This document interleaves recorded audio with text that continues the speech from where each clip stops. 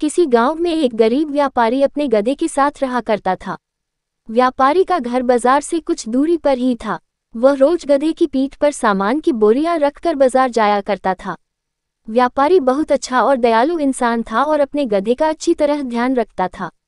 गधा भी अपने मालिक से बहुत प्यार करता था, लेकिन गधे की एक समस्या थी कि वह बहुत आलसी था। उसे काम करना बिल्कुल अच्छा नहीं लगता था। उसे सिर्फ खाना और आराम करना पसंद था। एक दिन व्यापारी को पता चला कि बाजार में नमक की बहुत मांग है। उस दिन उसने सोचा कि अब वो बाजार में नमक बेचा करेंगे। जैसे ही हाट लगने का दिन आया, व्यापारी ने नमक की 4 बोरियां गधे की पीठ पर लादी और उसे बाजार चलने के लिए तैयार किया। व्यापारी गधे के आलसीपन के बारे में जानता था, इसलिए गधे के न चलने पर उसने गधे को 1-2 बार धक्का दिया और गधा चल पड़ा। नमक की बोरियां थोड़ी भारी थीं, जिस वजह से गधे के पैर कांप रहे थे और उसे चलने में मुश्किल हो रही थी। किसी तरह गधे को धक्का देते हुए व्यापारी उसे आधे रास्ते तक ले आया।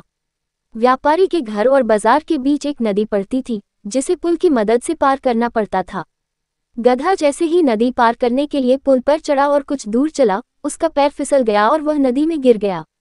गधे को नदी में गिरा देख व्यापारी घबरा गया और हड़बड़ाते हुए तैरकर उसे नदी से निकालने जा पहुंचा। व्यापारी ने किसी तरह अपने गधे को नदी से बाहर निकाल लिया। जब गधा नदी से बाहर आया तो उसने देखा कि उसकी पीठ पर लदी बोरियां हल्की हो गई हैं।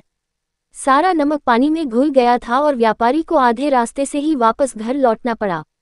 इस वजह से व्यापारी का बहुत नुकसान हो गया, लेकिन इस घटना से आलसी गधे को बाजार तक न जाने की एक तरकीब सूझ गई थी। अगले दिन बाजार जाते समय जब पुल आया तो गधा जानबूझकर नदी में गिर गया और उसकी पीठ पर टंगी बोरियों में रखा सारा नमक पानी में घुल गया।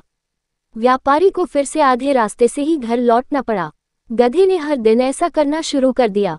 इसके कारण गरीब व्यापारी को बहुत ज्यादा नुकसान होने लगा, लेकिन धीरे धीरे व्यापारी को गधे की यह युक्ति समझ आ गई थी।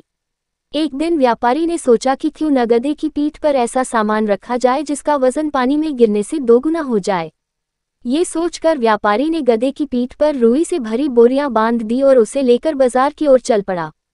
जैसे ही पुल आया, गधा रोज की तरह नदी में गिर गया, लेकिन आज उसकी पीठ पर लदा वजन कम नहीं हुआ, बल्कि और बढ़ गया। गधा इस बात को समझ नहीं पाया। ऐसा अगले 2 से 3 तक होता रहा। व्यापारी गधे की पीठ पर रुई से भरी बोरी बांध देता और पानी में गिरते ही उसका वजन 2 गुना हो जाता। आखिरकार गधे ने हार मान ली। गधे को अब सबक मिल चुका था। चौथे दिन जब व्यापारी और गधा बाजार के लिए निकले तो गधे ने चुपचाप पुल पार कर लिया। उस दिन के बाद से गधे ने कभी भी काम करने में आलस नहीं दिखाया और व्यापारी के सारे नुकसान की धीरे धीरे भरपाई हो गई। कहानी से सीख। बच्चों, आलसी गधे की कहानी से हमें ये सीख मिलती है कि अपने कर्तव्य का पालन करने में कभी भी आलस नहीं दिखाना चाहिए। साथ ही व्यापारी की तरह सही समझ और सूझबूझ से किसी भी काम को आसानी से किया